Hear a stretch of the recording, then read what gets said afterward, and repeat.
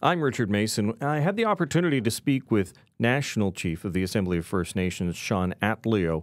We've posted the interview, and it follows. I'm reading a story out of yesterday, which is relatively topical, and the federal minister, Rona Ambrose, says that as much as she sympathizes with the cause when it comes to missing and murdered Aboriginal women, she says that there's really no need for a national action plan because everybody seems to be doing a lot now. Is that your impression, or is the minister's impression of where we're at now the same as yours?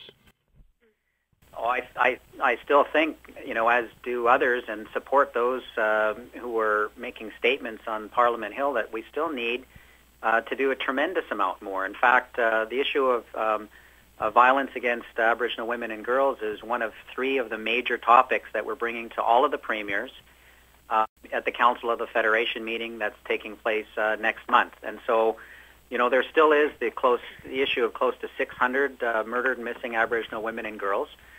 This should be seen as one of the number one issues that this country must face, and actions required, particularly at the top levels. I still receive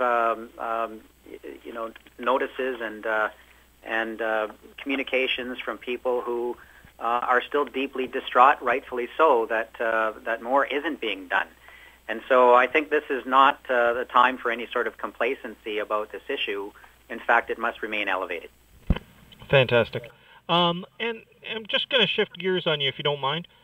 We've got a couple of First Nations here in Manitoba that are, up to their knees in water, which is interesting because the major issue in most Manitoba First Nations communities is drinking water, not flooding water. But right now there's 3 First Nations that are struggling with floodwaters here, and they're talking with the feds and the province about possible relocations. Is there anything that AFN can do to help these situations? Well, certainly to work with and support the First Nations, particularly in encouraging the federal government to actively respond to both the immediate and more long-term challenges. And we've also, at our insistence, have added emergency planning and management to the agenda with the Council of the Federation, with the premiers next month, because what's required is for the jurisdictions to be working together, for there to be full coordination, full support. We're hearing that First Nations may be included in some of the responses that are being announced in places like Alberta, but details we're very thin on details, and this adds to the frustration that First Nations rightfully feel, not only about immediate displacement of people and the destruction of their homes and the uncertainty that causes, but also these communities, many of them, have been displaced over, some of them more than 3 times, and over the last 100 years. And so we've got outstanding issues of First Nations land rights and treaty rights issues that are outstanding that overlap this issue. So number one, we better be addressing the immediate needs of the people who are faced with these problems. And secondly, we're going to encourage, and this is the role that the AFN can play, both the federal and provincial governments to be actively engaging First Nations government leaders to solve the solutions for the long run. Fantastic.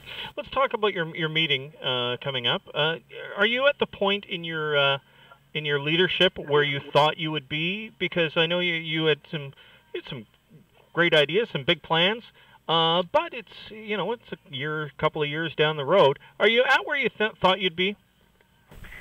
Well, I think I'm like every leader. You hope that that you would always have made more progress and seen greater amount of change in your communities than you have, and that's a sentiment that I think leaders often share. Is recognizing that there is so much work to be done. I know, for example, in the area of education, we've been under a 2% cap since 1996.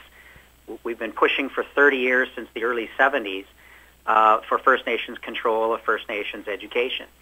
And 2 years into this job, I've had the privilege of spending time in communities and looking into the eyes of children in places like northern Manitoba who do not have supports, proper equitable supports, the likes of which any Canadian child in the mainstream society would expect to receive.